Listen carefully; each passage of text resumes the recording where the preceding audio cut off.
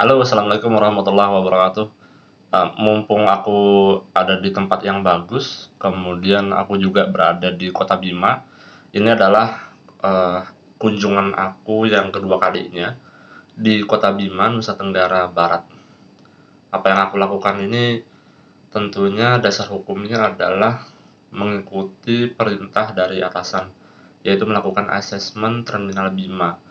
Yang pertama itu tentunya melakukan inspeksi keselamatan kesehatan kerja secara diam dan senyap, dan yang kedua ini mengikuti agendanya dari kantor pusat Jakarta.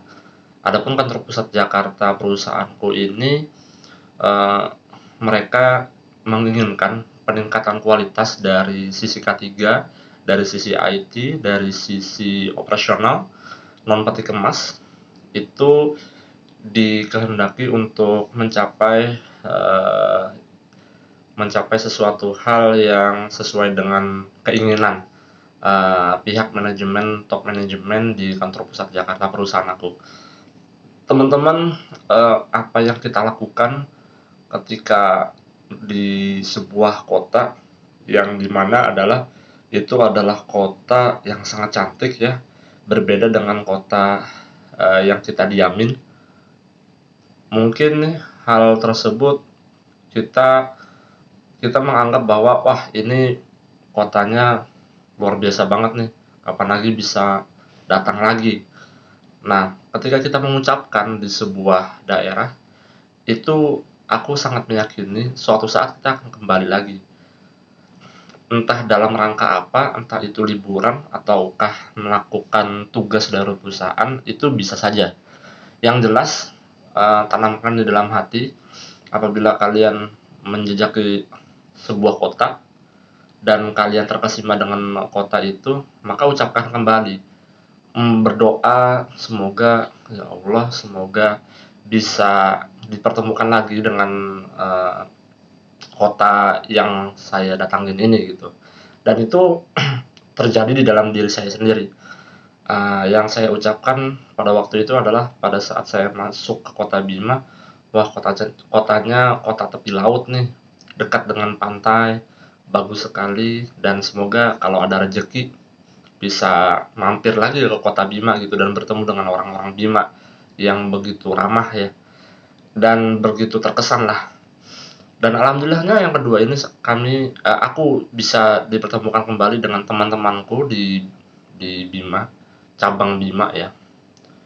Dan yang mau aku sampaikan juga adalah kemarin aku di dalam hatiku ini aku wajib mendokumentasikan, mengambil potret ini dan itu untuk aku cantumkan di dalam blogspot aku yang bernama tulisan rizkywibisono.blogspot.com.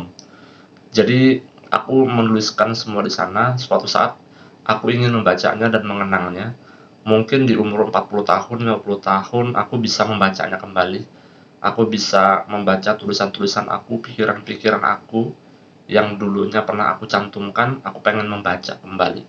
Tujuannya adalah aku ingin berkarya aja untuk menghasilkan sesuatu, dan kalaupun tulisan itu mengandung ilmu, aku harapkan ilmu tersebut dipakai oleh orang lain, dan aku berharap juga Allah berkenan menjadikan aku ini sebagai insan yang diizinkan untuk mendapatkan pahala dan diperlihatkan surga dan menikmati surga itu seperti apa. Karena Allah itu telah berjanji ya, barang siapa yang meningkatkan iman dan takwanya pasti akan diperhatikan oleh Allah. Dan tentunya kalau kita menginginkan dekat kepada Allah, pasti Allah itu semakin dekat begitu. Kalau kita berlari kepada Allah, Allah lebih lebih cepat lagi gitu mendekati diri kita untuk membimbing kita. Mungkin dengan kita dikelilingi oleh teman-teman yang sangat baik, lingkungan yang tidak toksik begitu. Oh ya, ngomong-ngomong terkait lingkungan kerja yang toksik, alhamdulillah menurut aku hanya orang-orang yang belum bisa berpikir saja yang langsung mengatakan lingkungan kerjaku adalah toksik begitu. Padahal kalau dia berpikir secara jernih ya, 2 bulan, 3 bulan, atau bahkan sampai 6 bulan itu menurut hitungan toleransi, batas toleransi, itu sebenarnya bisa untuk menurut aku batas 6 bulan itu udah cukup lah menjadi batas toleransi ketika kita menilai perusahaan yang kita diami itu apakah toksik atau enggak, apakah memberikan penghasilan yang begitu berarti, memberikan kenyamanan di dalam keluarga kita ataukah enggak gitu. Itu bisa dinilai kalau menurut aku sendiri batas toleransinya cukup 6 bulan lah. Bisa saja menemukan atasan atau rekan kerja yang saling sikut menyikut gitu, bisa jadi.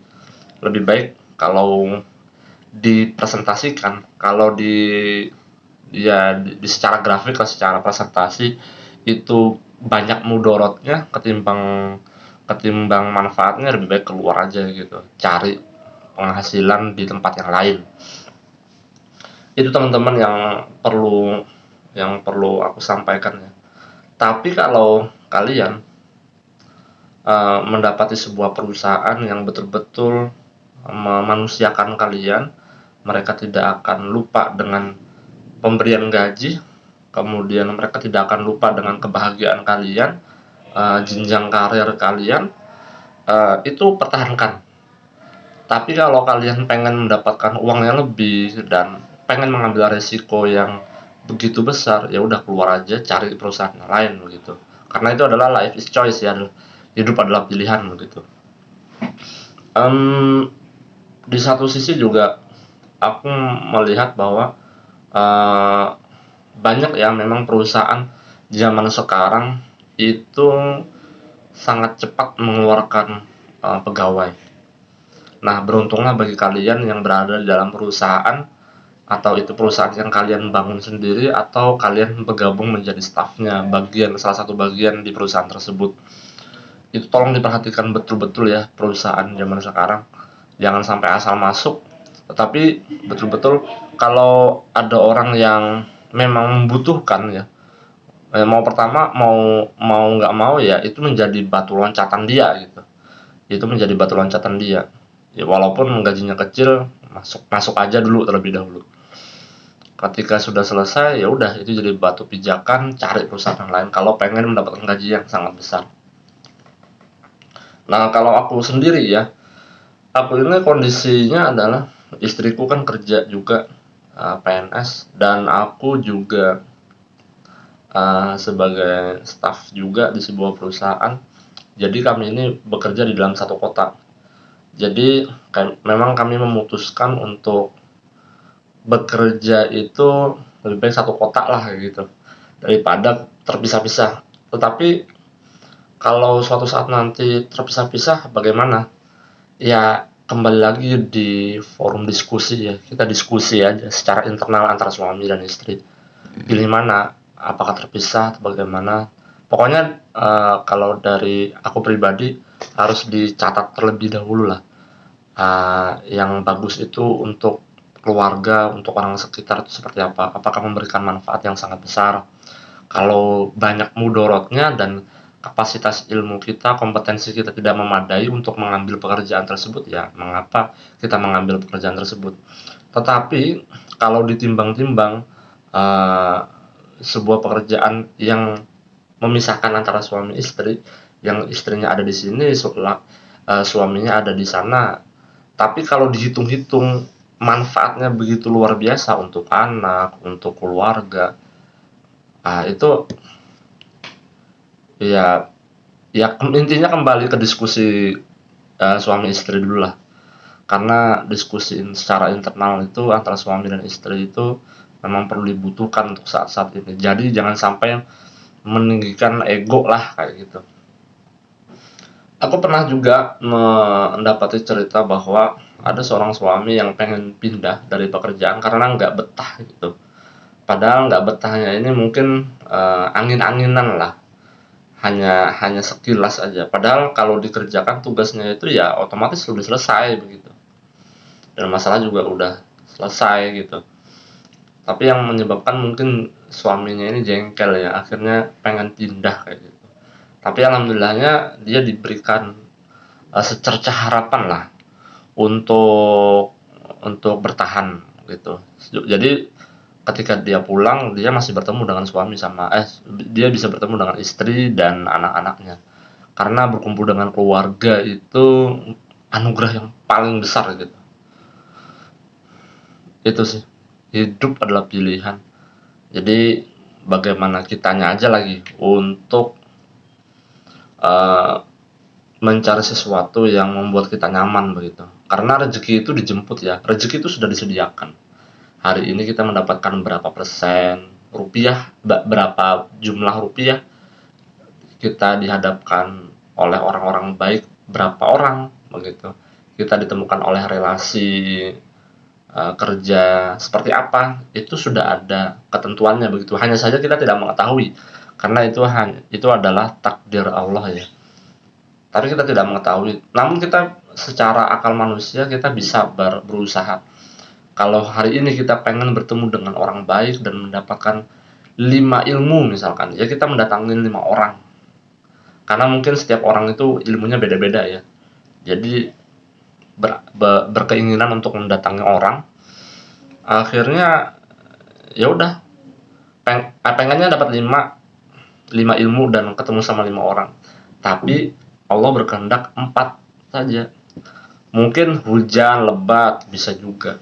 Nah, itulah yang dinamakan keinginan manusia itu hendaknya digantungkan setinggi-tingginya kepada Allah Subhanahu wa taala, bukan kepada manusia begitu. Kita boleh berencana sempurna begitu. Tetapi realisasinya bisa jadi lebih, bisa jadi kurang. Jadi jangan kecewa kalau kurang gitu. Kembalikan lagi kepada hukum dan aturannya Allah begitu.